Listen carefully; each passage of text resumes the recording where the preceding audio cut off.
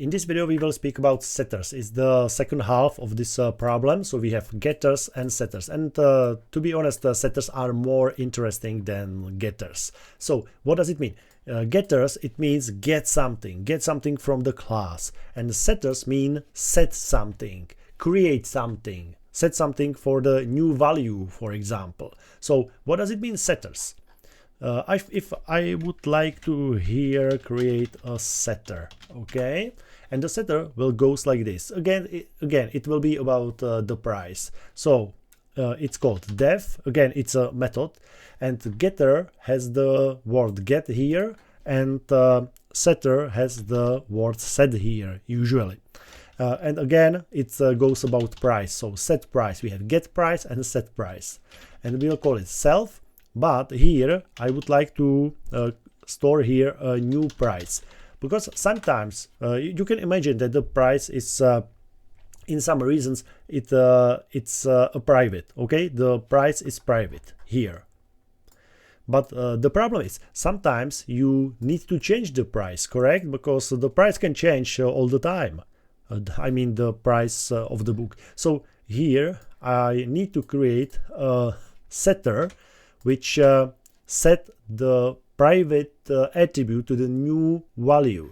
So here I will write self dot underscore underscore price is equal new price, and this equal means take the new price and set it to the self underscore underscore price. Okay, so it means if I will call here get price like this, it's 50, it's this price. But now I would like to call a set price, and I will send there 100, and I will print it again, and we will see that now the new price is 100, correct?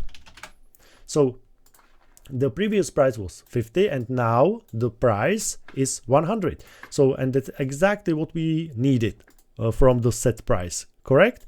But the point is, the setter means that you usually need and you usually put here some type of control. So for example, usually it's a condition, like if a new price is greater than 0, so you can set the self underscore underscore price to the new price, because the new price is positive number. But else, so it means the new price is 0 or -1, -2, -3, -4, and so on. So just print the price must be a positive number. Okay, so and that's it.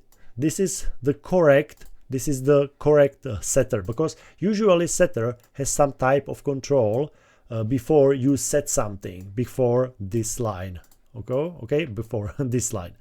So it means if it will be, for example, -3, so you can see the price must be a positive number, okay, and that's it. So this gives us back the price must be a positive number, and after that we will ask about the price again, and you will see it's still 50. Okay, the previous was 50. After that we will we have the text, the price must be a positive number, and this line give us 50 again. Okay, so that's correct, and that's what setter is about.